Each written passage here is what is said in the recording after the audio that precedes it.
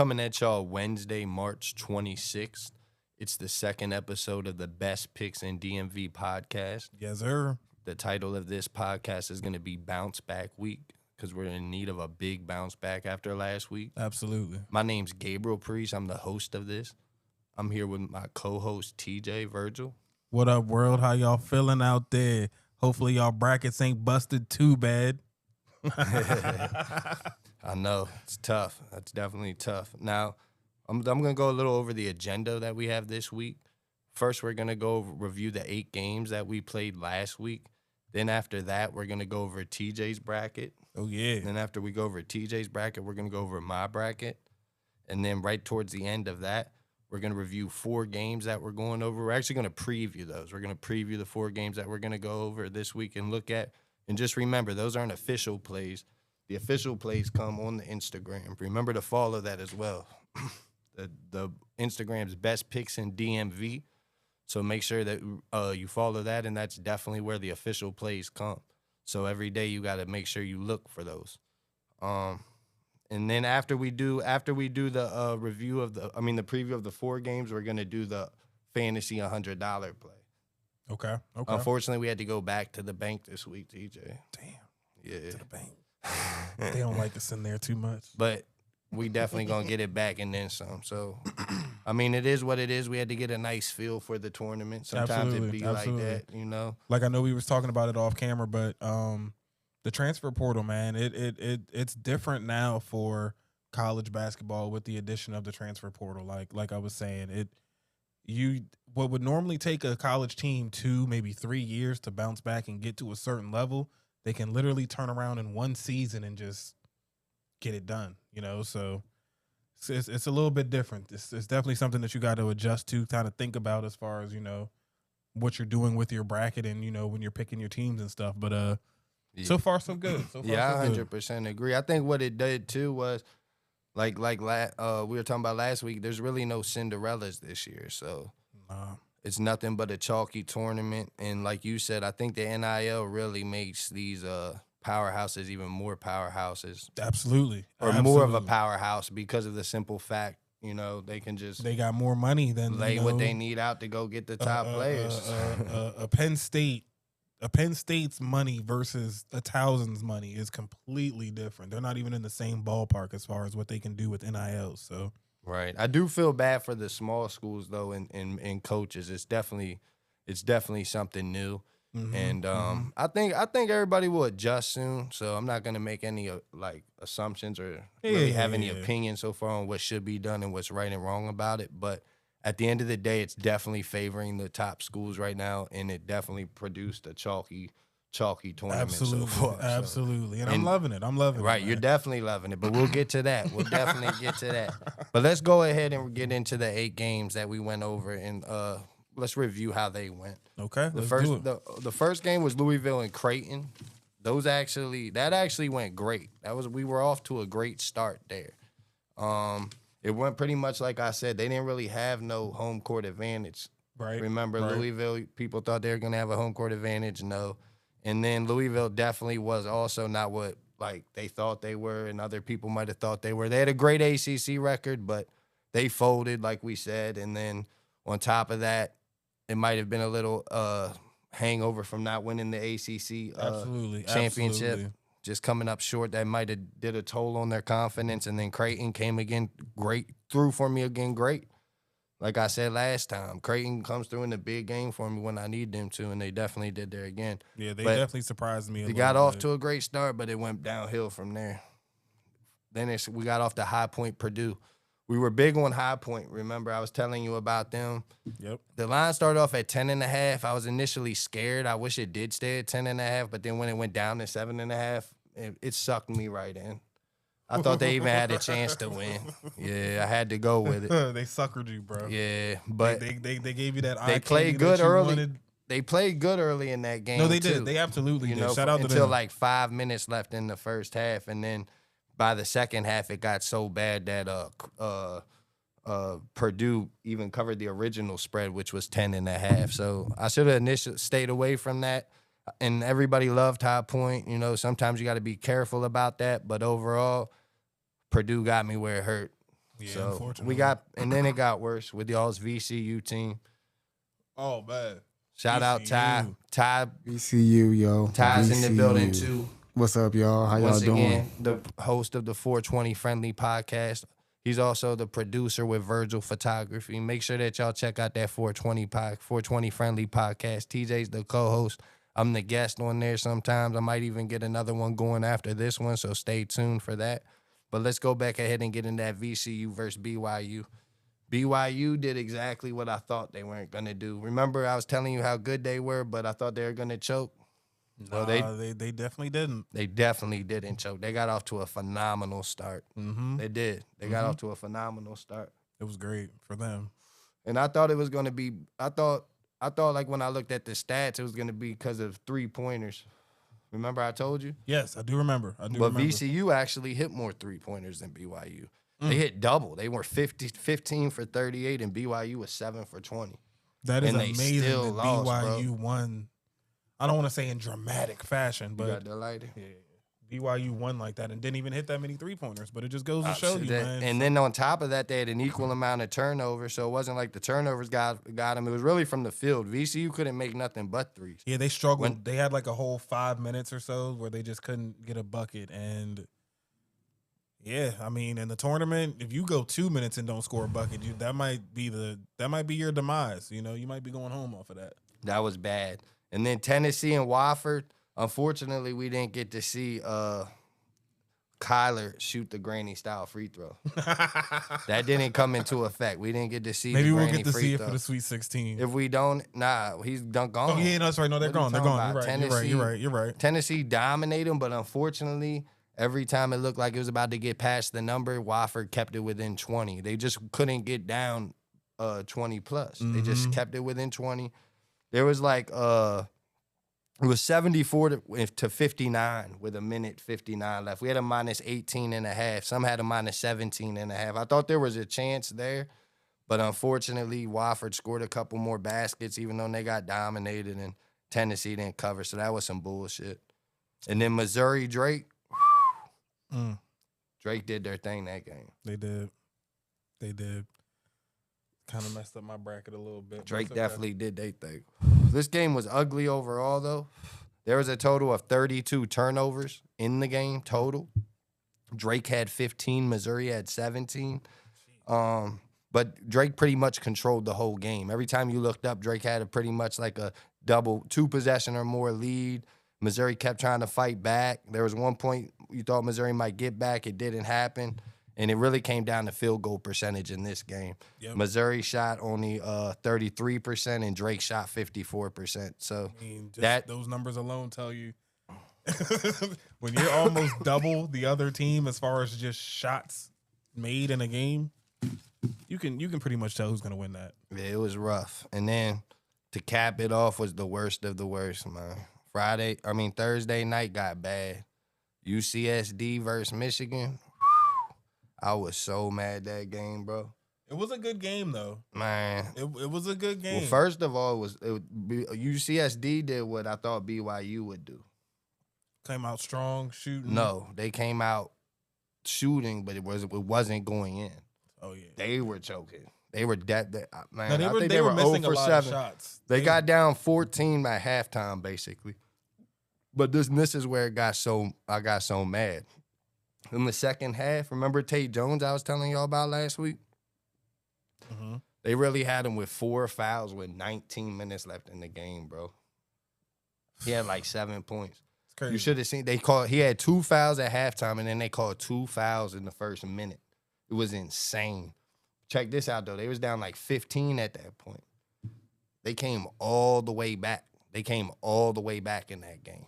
They did. They came all the way back, led by Ty McGuy. He was unreal that game. They even grabbed the lead by 2 with 2 minutes and 30 seconds left.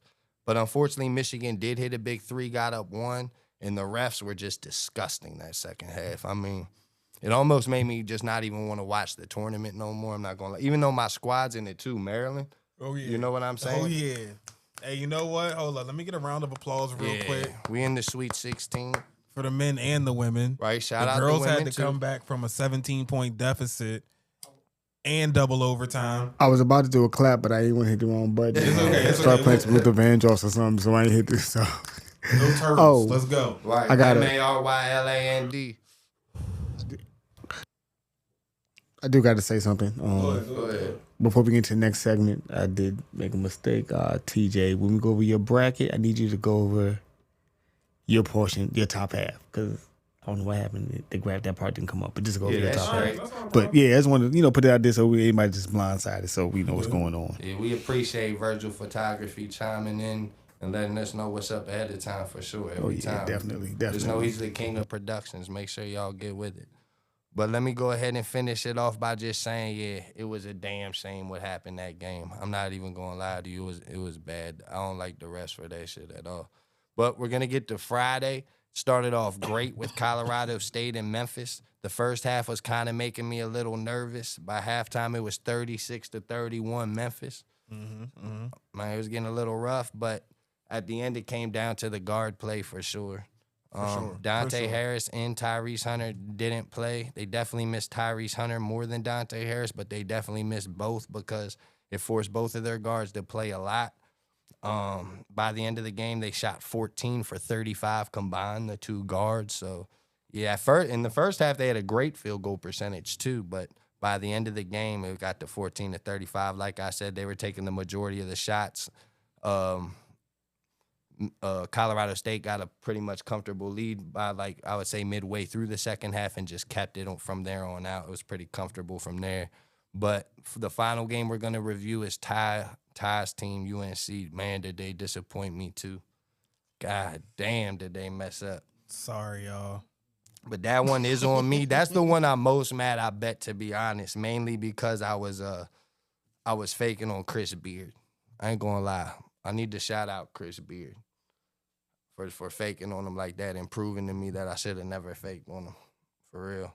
He's a hell of a coach. First of all, that game, though, they started off, Ole Miss couldn't miss. By halftime, they were up 44-26. They was balling. I didn't watch that much of that game. I'm not going to lie to y'all. The first half, I barely caught. I mean, I didn't catch none of the first half. I'm sorry. But then the second half, I watched it a little bit when UNC started to come back. They even cut it, I think it was 65-61 with 2 minutes left. They even cut it to a 4-point game. Hell of a lot of scoring. Yeah, but I'm going to tell you right now, I completely disrespected Chris Beard to the full extent. Chris Beard's overall NCAA record as a whole, TJ, right now is 280 and 120, bro. Goodness gracious. Yeah, I think the earliest it dates back to his first head coaching job at Little Rock. There might have been a coaching job before that, but back in 2016, it all started at Arkansas Little Rock. Okay. He was only there 1 year. He actually won the Sun Belt regular season and got him to the into the NCAA tournament in 1 year. And then he moved right away to Texas Tech right after that. Guess what he did by 2019? Went back. Not only went back, but got Texas Tech to the Final Four. I'm pretty sure they lost to Virginia that year, correct? I believe so. Yes, sir. You remember that game. Good coaching is hard to find. That was a hell of a national championship game, too, by the way. He should have almost won that day. I think they lost by like 3, if I'm not mistaken. It might have been by more, but I think it was by 3. It was a hell of a game. But then his NCAA tournament record also for the NCAA tournament record's 12-5 overall. So pretty good. I mean, he's pretty good. He's unreal. He definitely is. He also won the regular season 2019 Big 12 with Texas Tech as well. And now you see what he's doing with Mississippi. So once again, I completely disrespected Chris Beard. But let's go ahead and get to TJ's bracket. Let's review on how he did so far and what he might have regretted so far, and then what else he has coming up in the future and how he feels about that still. So with the top half, South region, I had, so for my bracket, it was right now it would be Auburn versus Michigan, and then I had Auburn advancing. I also had Iowa State and Michigan State, with Michigan State advancing. East side, I had Duke and Arizona, Duke advancing.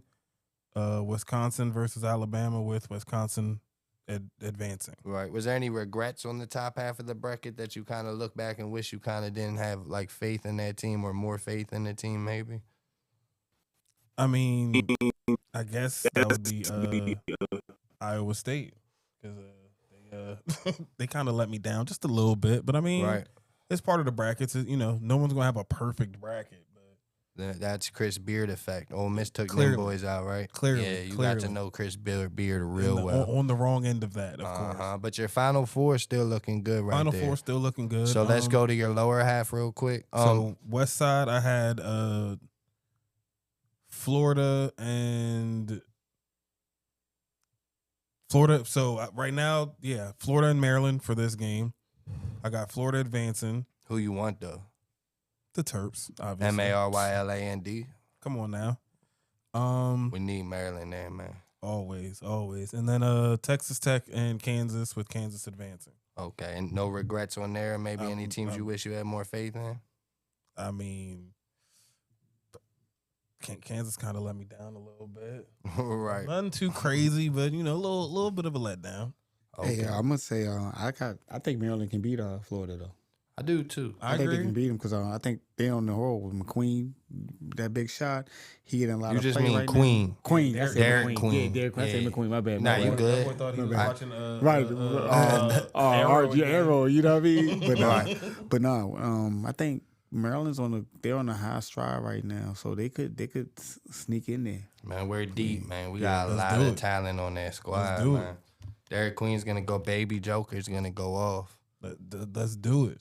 But If I'm gonna be wrong about anything else on this bracket, let it be that. so you're pretty much comfortable though with your Final Four. Yeah. Well, okay. So for the Midwest region, that is one where it is. I had Clemson in the Elite Eight, and as y'all know, they got bounced early. Yeah, I wish, man. I told you, man. There was 3 games that I was scared to pull the trigger on last week. That was Vanderbilt. Vanderbilt did lose, but they still covered. New Mexico won, and then McNeese State won outright. Man, Crazy. I was scared to pull the trigger on those 3. I even said those are the only 3 I said I was scared to pull it. That used that phrase, and all 3 would have came through covering wise. And of course, VCU, High Point, Troy, teams I was a little, you know what I mean, but I still pulled the trigger. None of them came through. Yeah. It was one of them weeks.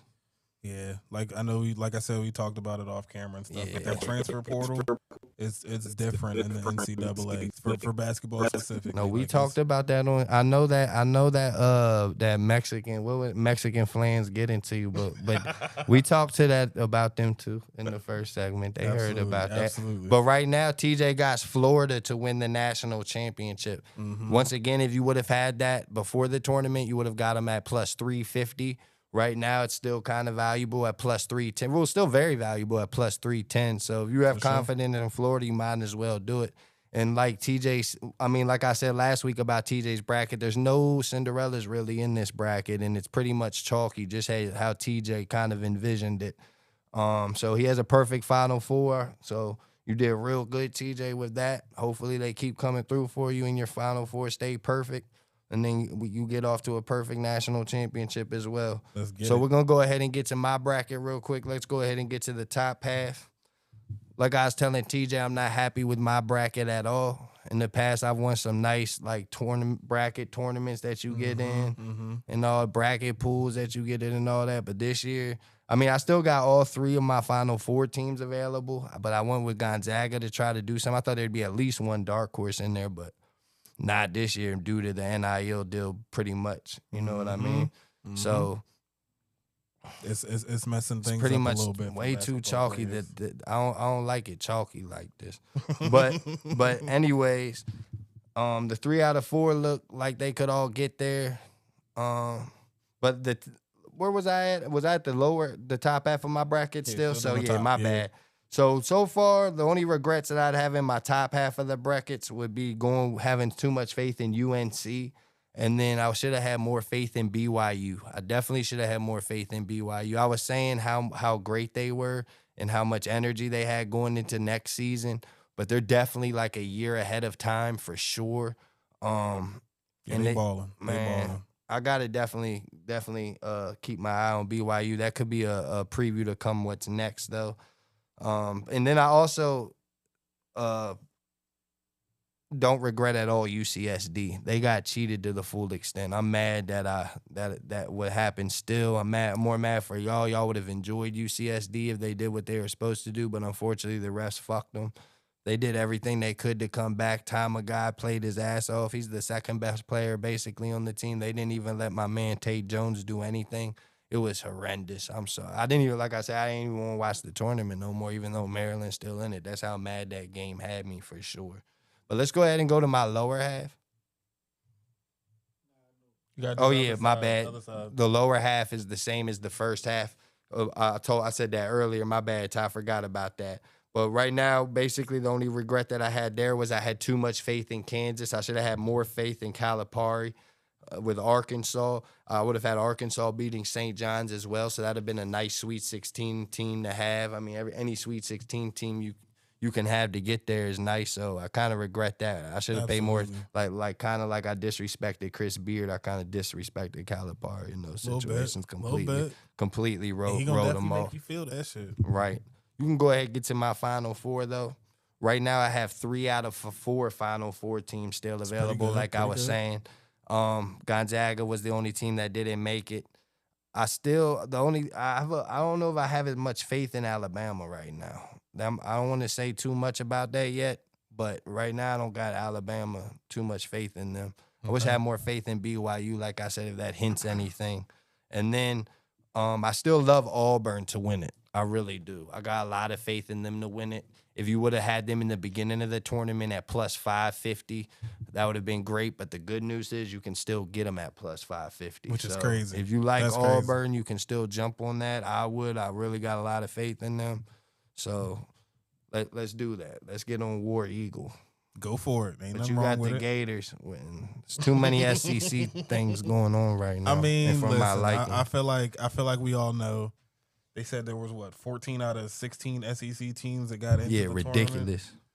But I mean, they're proving themselves the top teams, but the bottom ones. Mississippi's kind of proving themselves too. But the bottom teams, man, a lot of them teams had no business being in there still. Even though the SEC so good, but still, man, that's why you play conference ball. You know what I mean? Absolutely. But let's go ahead and get to the next segment. We're going to go ahead and preview 4 games right now to look forward to for this week. It's bounce back week, TJ. We need to bounce back all the way on them.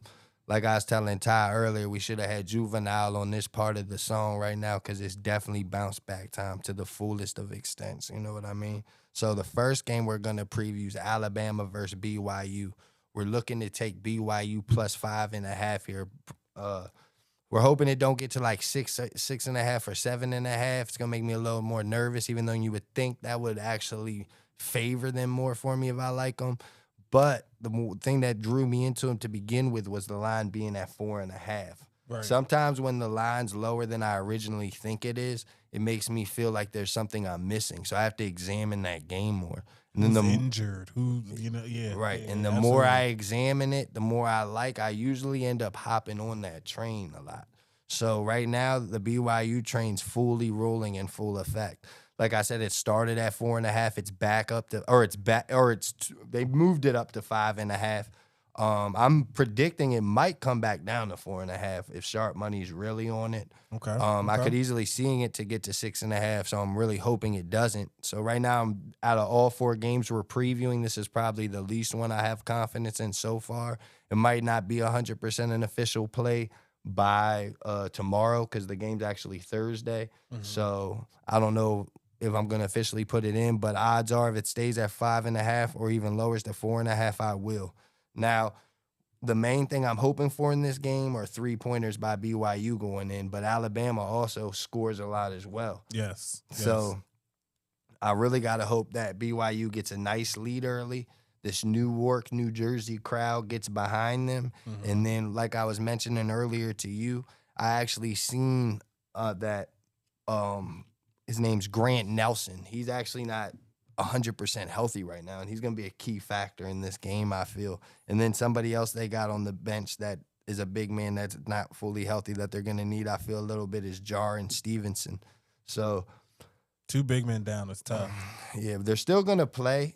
I know Nelson's gonna play. He's played the last couple games, but he just doesn't look 100% right to me. And I've been seeing these lines, like these future lines, and I expected Alabama to have better futures as well. There's something funny about this Alabama team that they're not like 100% or something. I feel I have them in my national championship, so I don't know what they're fully capable of. But there's definitely something fishy going on here. So in a perfect world, BYU gets out to a double-digit lead. Like I said, the crowd gets behind the underdog. They start going for BYU. Grant Nelson's not 100% or anything like that healthy. And then the big men on BYU do what they're supposed to do because they're not huge, but they're physical BYU. They're big men. Like, they will lay bodies. So that's what you need, hopefully they especially get in the physical tournament. down there and BYU pulls it off. I'm definitely going to take it plus 5.5 or 4.5 if it stays that way. And then on the I'll even sprinkle something on the money line as well because I think they have full capabilities of winning this game. Okay. Yeah. I like that. I like that a lot. So now the second game we're going to get to is Ole Miss versus Michigan State. Okay, this is a great coaching matchup. Chris Beard versus Tom Izzo. Just like we were talking about earlier, that boy Chris Beard.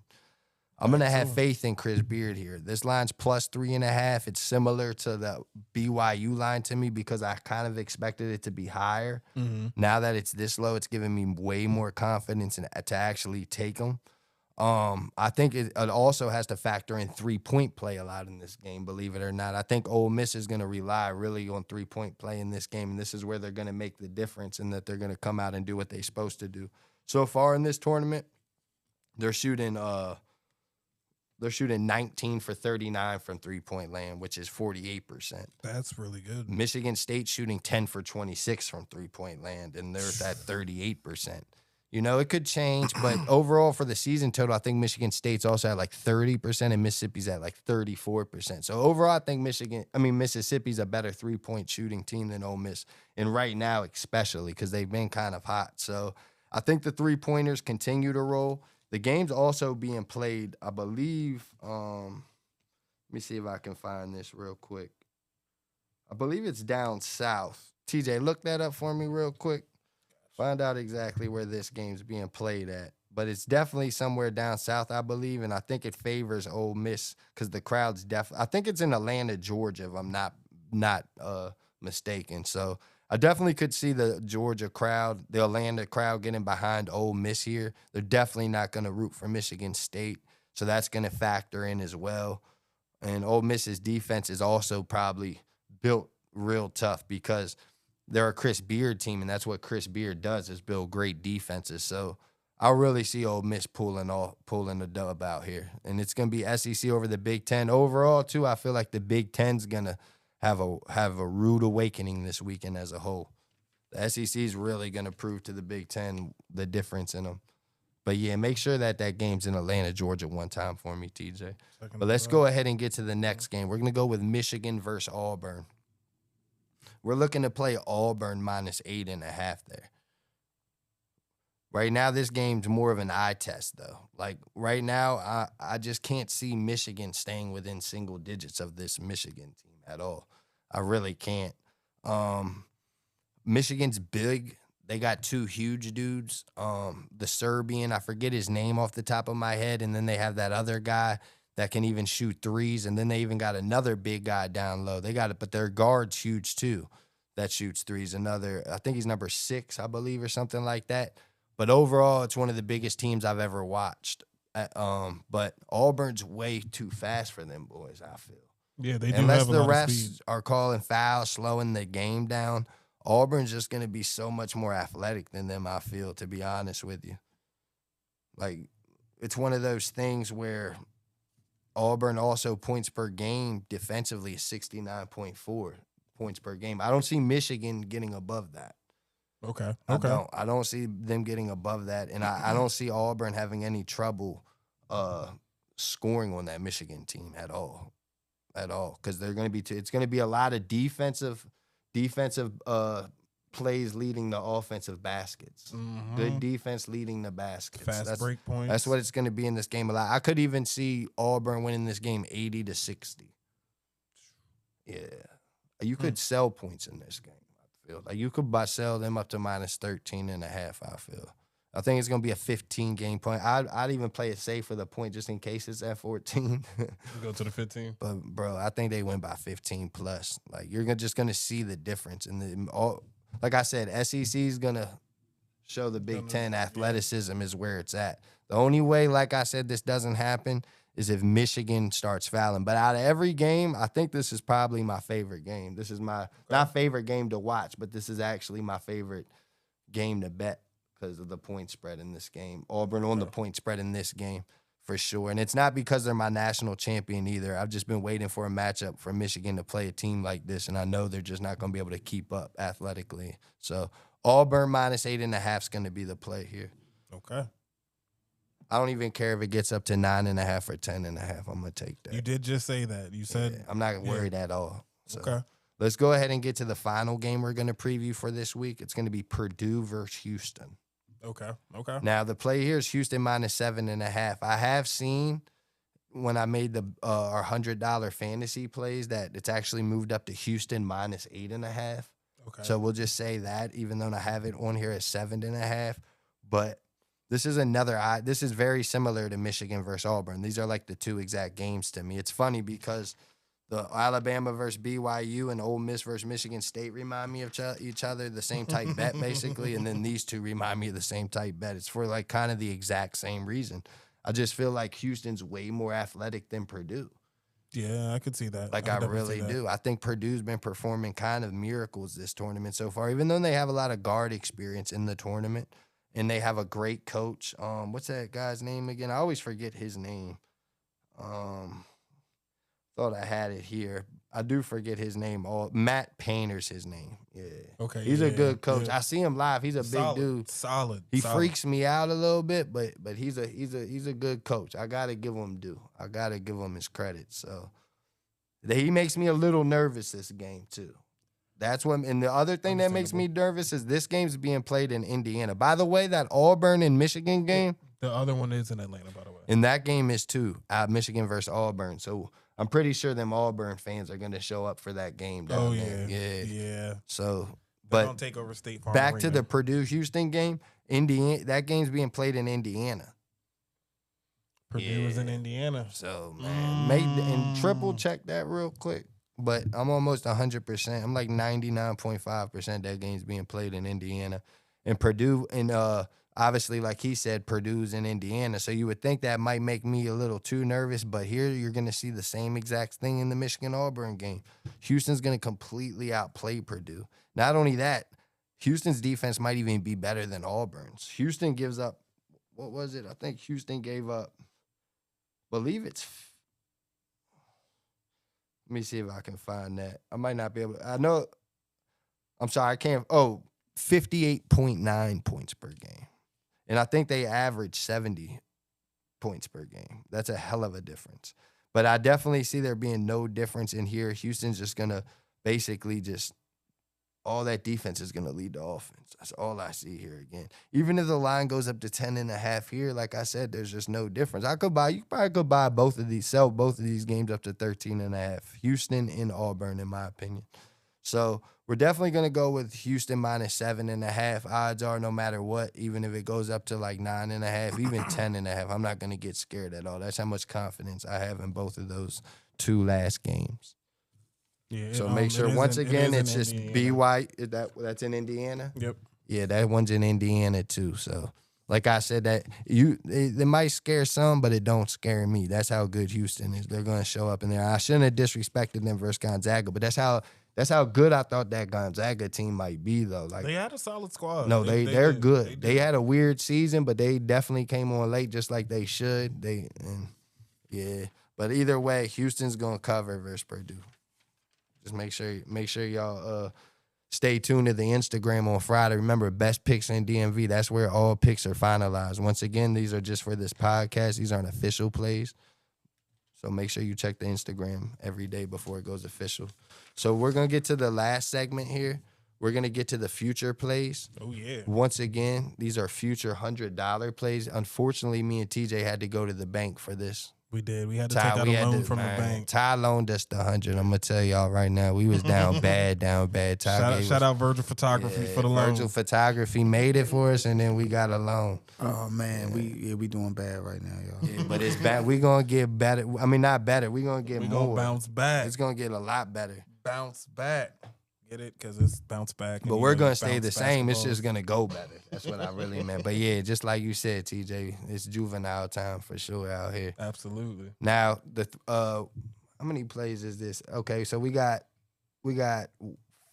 5 total plays. The first play is gonna be all 4 games in the regular point spread. So we're gonna go BYU plus 5.5. Okay. Ole Miss plus 3.5. Auburn minus 8.5.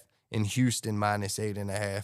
Okay. $30 brings back $378 profit wise. Nice. So once again, that's BYU plus 5.5, Ole Miss plus 3.5, Auburn minus 8.5, and Houston minus 8.5. All these plays too will be in the comment section. I know I said I would have put the last ones in there. I never got to that, but these ones definitely will be in there just so they're easier to read and they're official.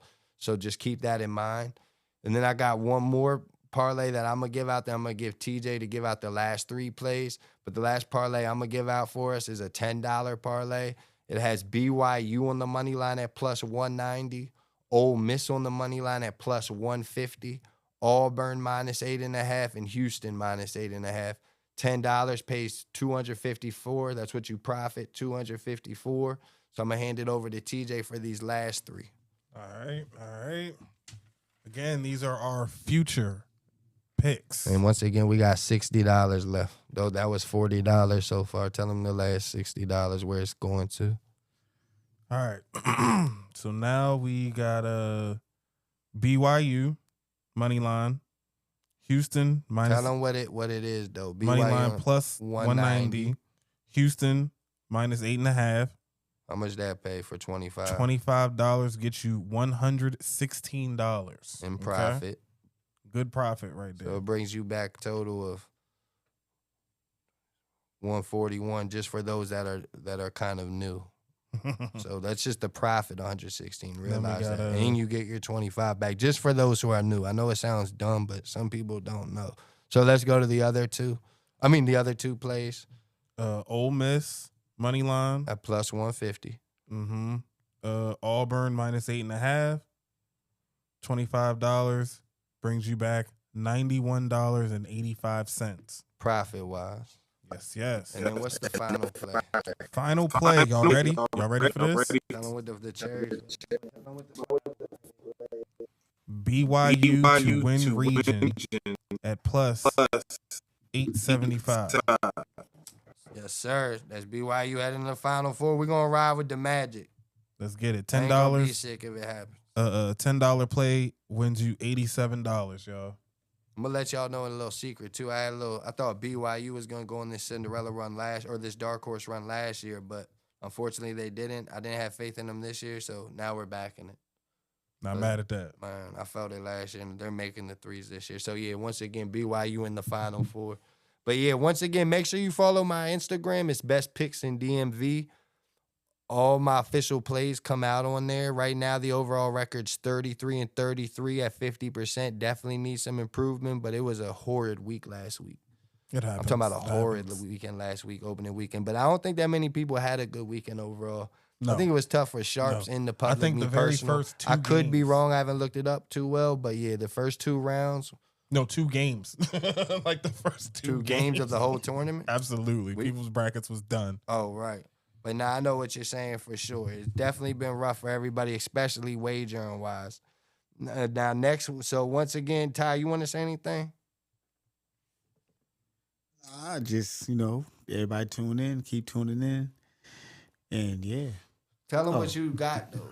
Once again, this is the 420 Friendly Podcast. Yeah, tune into the 420 Friendly Podcast. We got the Audio Alchemy Podcast. If you're in the DMV area, you need a photographer, drone photography, real estate photography, 360 photo booth. You need some tumblers, some T-shirts, virgilphotography@gmail.com. You know what I mean? So yes, sir. You know what I mean? But definitely tune into that 420 Friendly Podcast because we might. Y'all missing out. Yeah. you know, we like the chief, like we do here now. So We chief like we from Kansas City, boy. right, you know what I mean. So y'all tune in. Yeah, that's all I Yes. gotta say. Yes. And keep March Madnesses. Yes. Stay mad, people. Right. Stay mad. And then once again, man, make sure y'all hit that like button, subscribe, please do. Follow. Next week we're definitely gonna go to preview we're gonna review how we did so far on the bracket still, and then go back to the fantasy $100 play, see how that went this week. It's gonna be bounce back week, so I already know it's gonna be good. So make sure that you also remember that the finalized plays once again come on Instagram. So you have to tune in Thursday and Friday, the best picks in DMV Instagram as well. And feel free to leave a tip as well. Like I always say, I never ever paid for a service myself, but what I have done is like basically get some plays together with somebody, and then they might give me a good play that ends up hitting, and then we win. So guess what I do? I tip them and give them what they deserve. So hopefully y'all do that. Feel free to message me as well. Maybe you know what type of plays you want. You're just not knowing how to put them together to parlay properly. So feel free to message me about that. One last time, I don't expect no money Compensation up front. You know what I mean? It's just if it hits, we all hit. You know what I mean? That's that. Most Spread people love. already know that though. So please do that. And just one more time, it's time to bounce back. So let's bounce back. Bounce back, baby. See you next Wednesday. Y'all know what it is. Best Picks in the DMV podcast. Yeah, His y'all name have a is good Gabe. one. My name is TJ. We got my big brother Tyrone over there on the ones and twos. Virgil Photography Production, One baby. big family, got a lot to come. Oh yeah. We out. Love y'all. Peace.